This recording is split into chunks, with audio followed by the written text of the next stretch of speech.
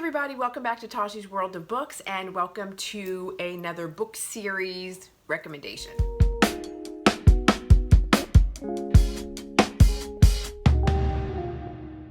Hey you guys, welcome back. So this book series recommendation is going to be on BB Reid's The Broken Love series or the Fear Me books. And wow, let's see. So I was really thinking about how I wanted to talk about this and how I wanted to describe this, and I think I'm just going to give some overall thoughts and then I'm going to talk about the series as a whole.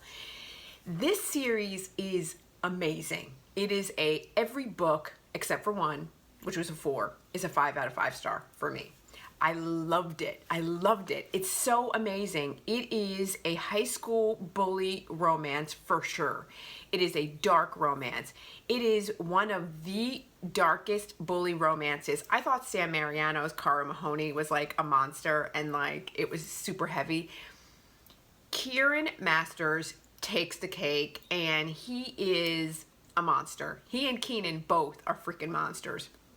They are controlling, they are dominant, they are alpha, they give zero fucks. Zero. They don't care. They're going to do what they want, when they want, how they want, and the way they say it, and it must be this way, and if you don't comply, they're going to make you comply. And once they set their sights on you and they determine and decide that you are theirs and they're like, mine, you might as well just throw in the towel and be like dragging me along because they're like fucking cavemen. They're just gonna like throw you over their shoulder and take you off. So if you're sensitive, if you have trigger warnings, if you don't like dominant bully type dudes, don't even freaking bother because these guys are like over the top. But if you are sick and twisted like me, then you love them and I don't care and I want more. So I absolutely love this series. So let me say that there are also, in terms of trigger warnings, there is child abuse from the past. There is a child sex slavery ring that is trying to be figured out, so that's in the past as well. And so there's some really hard, there's dubious consent type situations that you need to know about before going in, but the series is so worth it. It's so good. Okay, so there is a backstory. So let's start off. The backstory is in these two books. So there's 4 characters. There are 4 main characters in the books. There are Kieran and Keenan, who are cousins. Then there is Lake and Willow, who are best friends. There is Dash and Sheldon, who are twins. Okay, so, and they're also like a friend group, if you will, over time. Okay, so those are the main players in the books. These 2 books are about Kieran and Lake. So it starts off where Kieran gets released from juvenile detention after being away for a year. And he has been away for a year because Lake, he believes, put him away and turned him in for illegal marijuana sales. And she snitched on him. And he's pissed.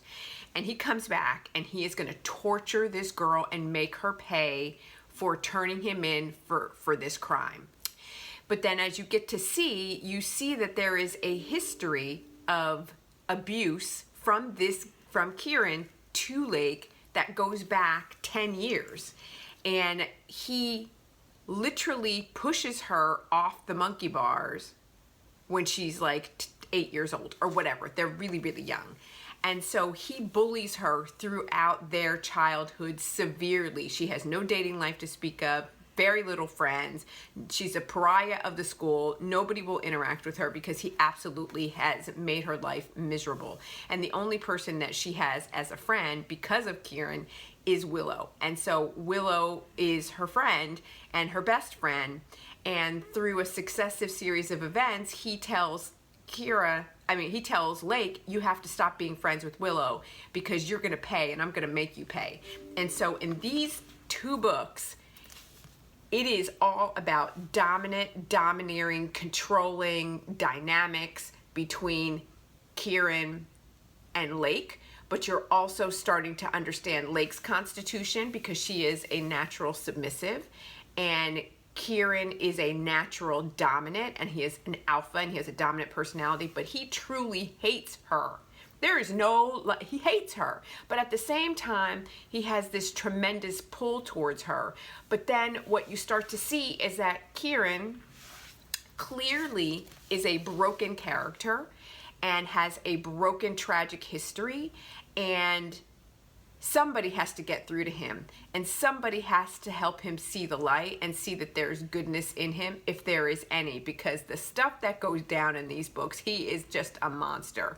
And the things that he allows, the things that Lake allow, it just is tough. But once they get it figured out, it is amazing. It is amazing.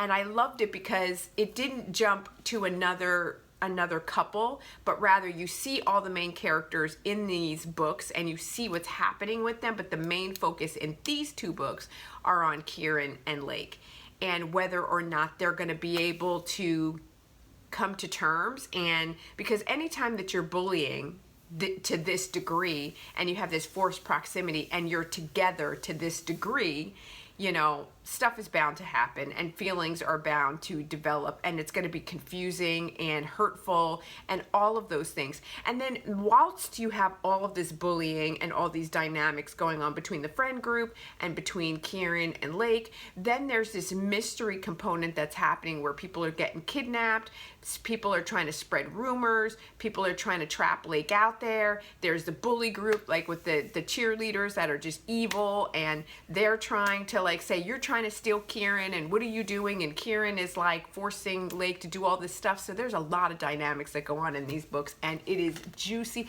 And the steam and the heat and the smut that happen in these books, you're just like, what is going on? This is high school?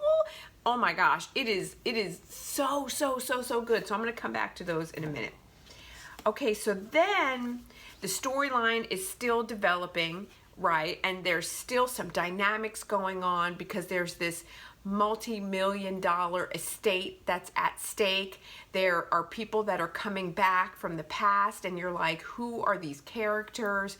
How are they involved? How are they kidnapping? There's a lot of like guns going on and people getting shot, and you're trying to figure out like who is this nefarious bad character and what's coming back to haunt from Kieran's past.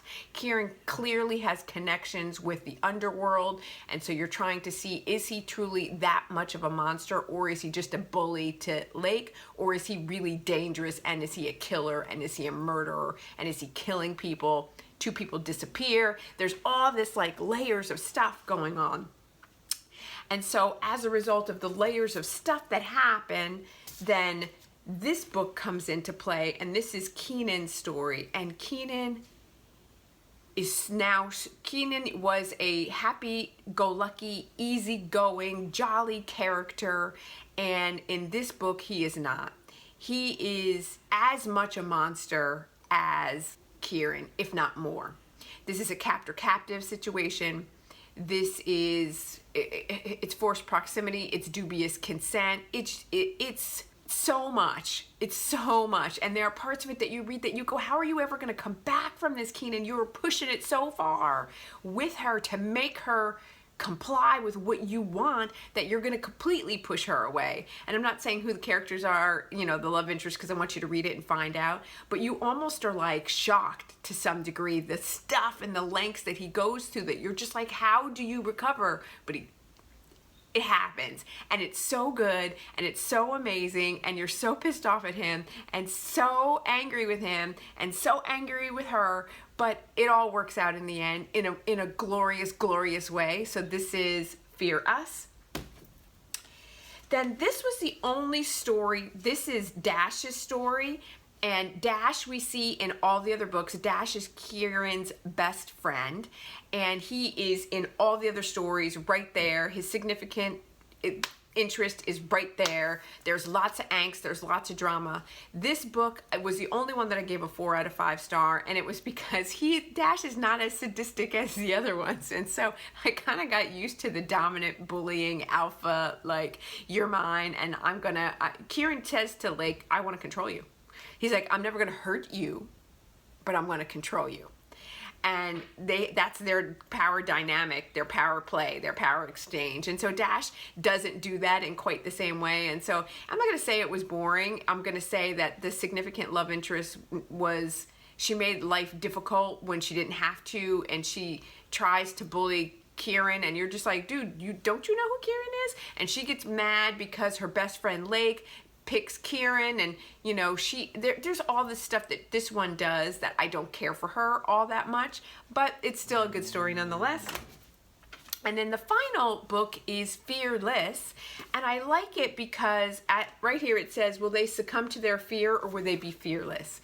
And so really it is established couples, and stuff happens, and it's like, we can't be that dynamic that we once were. And Kieran said it best. He's like, how is it ever gonna work when people ask us, how did you meet? And what am I gonna say? That I pushed you off the monkey bars and broke your arm? That I bullied you relentlessly for 10 years? And that, what? Like, how do we do this? I don't even know. And you're asking me to be somebody different than who I am. I'm never going to be a gentle man. I'm never going to be a gentle lover. But the thing is that she doesn't want it because she's a submissive at heart. And so she's like, I don't want gentle. Sometimes I want hard. And so she pushes him to be that beast and that monster. And so their dynamics work for them. But so the plot line and the suspense comes to a head because all their enemies have come out from the woodwork. So in all these books where you're like, who killed that person and who did that and what happened over here, it is revealed in this book. And also I like it because at the end of every book, B.B. Reid gives you a question and answer section. So it's like almost like you get to interview with Kieran. You get to interview like Dash. You get to interview them and ask them like, hey, what were you thinking around XYZ? And then there are a couple of other side characters that she tells you like at the end, like, hey, like you may get these books. And I hope, because she leaves it at the very end by Di and Jesse and Q, who are some side characters and friends of theirs, that you're like, wait, are they showing up? Yeah, and it says they're coming, but you don't know who is they. You don't know if it's Jesse and Quinn or if it's Di and Jesse. And so I hope it's a Menage. And she says that they're going to get standalone books, and I went and checked and they don't. And I hope that they get a standalone Menage book. That would be amazing on so many levels. And so it wrapped up. And so let me say that these books these two definitely take place in high school. These do flashbacks, right? So these two take place in high school for sure, Fear Me and Fear You. This one does flashbacks, and this one does flashbacks to give you the backstory that you didn't get over here to find out how everything started. But I'm going to say overall, these books take place over the span of when it starts, not like when he pushed her off the monkey bars, but when he gets out of jail. They're literally going into their senior year, so they span over a 6-year period of time. So it starts off as a high school bully romance, but then it really becomes a college romance because they're all in college, and then from college, then they start their lives, and so you get to see them over that time span. But I'm going to say that this series overall is an absolute 5 out of 5 star. It is the creme de la creme. It is reaching the top of the crescendo for me in terms of bully romances. I absolutely loved it. I can't believe I slept on it so long. I also have the special edition, the Mystic Box, special edition of Fear Me and Fear You. So they're the hardback copies. And so if you can go, I don't know if they have any more of those, but you should go and check it out and see if they have them, because those are beautiful as well. And so having said that, B.B. Reid has like risen up there in terms of being one of my favorite authors. I absolutely loved what she did with this series. And so I went and picked up a couple of other books from her backlist as well. And I believe that this is her breakout series. So I think these are the first that she wrote. And so these are close to her heart because they are the first characters. And I love reading series in this way because you're able to delve into the world and immerse yourself into the world and immerse yourself with these characters. And so it's so hard to step away when you've spent all this time with them, but they're quick reads. They're going to pull you in. They're the hardest bully romances that I've ever read because it is dark and depraved and forced proximity and dubious consent and everything that you can think of. It's hard because you don't know how they're going to come back from the stuff that they do to these girls, but they do it. And is there an HEA? Yes, there's an HEA. And so you're not just reading this for the sake of reading it. You know that you're going to get somewhere ultimately with it.